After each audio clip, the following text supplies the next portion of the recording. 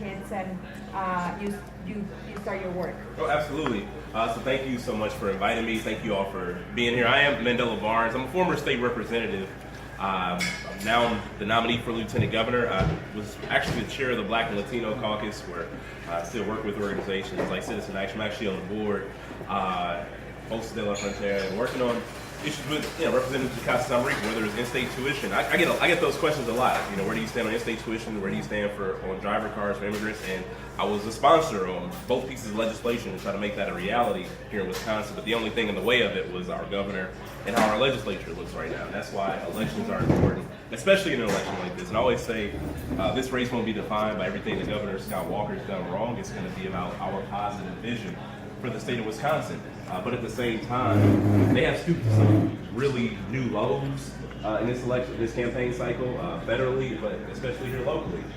Look at the most recent attacks on Randy Bryce and even the most recent attacks on Tony Evers, where they stooped so low as to use the word illegals, which is just beyond me. I never thought we would even get to that place. But that just means that we're winning.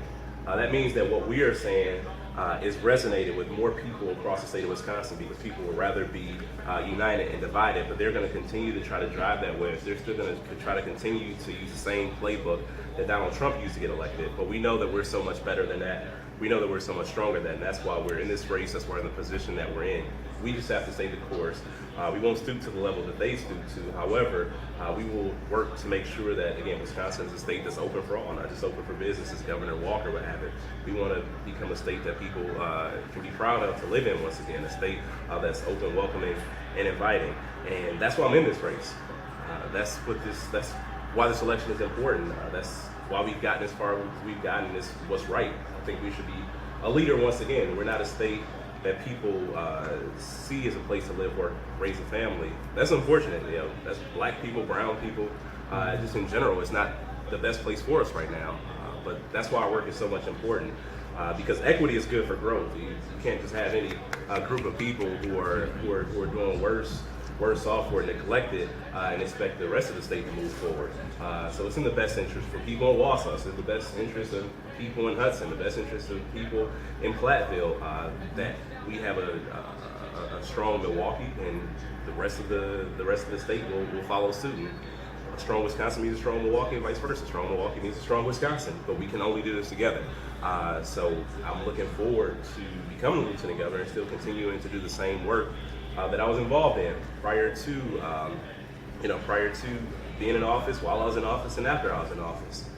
It's all the same. I haven't changed my position on issues, and I haven't changed the work that I never stopped being an advocate. But I know that I can't do anything without your help, and that's the same conversation I have everywhere. I can't do any of this. We can't get elected without you making the phone calls, knocking on the doors, having conversations with your friends, family members, and neighbors. And once we're in office, it won't be easy. I'm not going to make any mistakes about it. The things that Tony Evers and I talk about, they're exactly what we want to do. They're exactly the things we're going to get to work on day one, including expansion of healthcare, fully funding public education, making higher education more accessible and more affordable, protecting the environment, making sure that we have clean air, safe drinking water across this entire state. But that doesn't happen if we don't have the legislature as well. That's a tougher fight.